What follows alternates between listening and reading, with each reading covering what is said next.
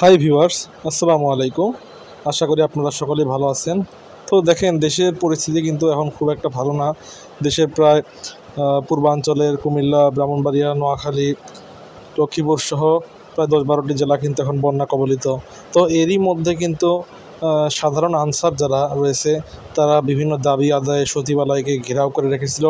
পরবর্তীতে বৈষম্য বিরোধী ছাত্র আন্দোলনের নেতারা সচিবালয়ে যান এবং আনসারের সমন্বয়ক যারা ছিলেন তাদের সাথে পরামর্শ করে তাদের দাবি আদায়ের একটি আশ্বাস দেন এবং বন্যা অবস্থার উন্নতি হলে সেটি মেনে নেওয়ারও আশ্বাস দেন। এবং বেশ কিছু সাধারণ আনসার সদস্য তারা কিন্তু চলেও যান, কিন্তু কিছু আনসারের বেশে কিছু সদস্য তারা থেকে যান এবং পরবর্তীতে তারা সচিবালয় ঘেরাও করে এরকম বিভিন্ন অপকর্ম চালানোর চেষ্টা করেন। পরবর্তীতে তারা বৈষম্য বিরোধী ছাত্র আন্দোলনের অন্যতম সমন্বয়ক এবং ঢাকা বিশ্ববিদ্যালয়ের ইংরেজি বিভাগের ছাত্র কুমিল্লার সন্তান হাসনাত আবদুল্লাহ তার উপর আক্রমণ করে বসে।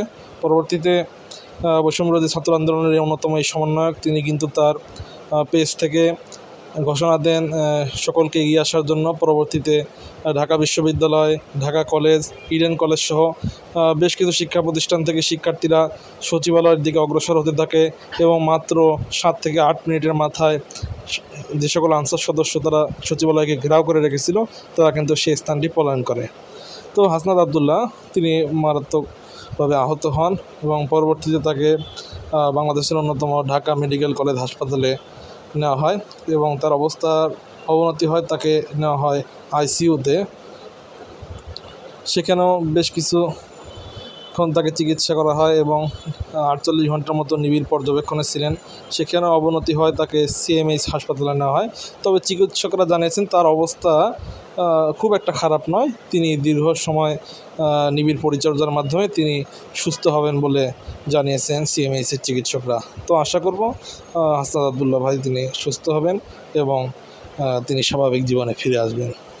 তো যারা এতক্ষণ ভিডিওটি দেখলেন তাদের সকলকে অসংখ্য ধন্যবাদ জানাচ্ছি। পরিশেষে বন্যা পরিস্থিতির উন্নতি এবং হাসনাত আবদুল্লাহ ভাইয়ের সুস্থতা কামনা করে ভিডিওটি এখানে শেষ করছি। সকলে ভালো থাকবেন, সুস্থ থাকবেন। আসসালামু আলাইকুম।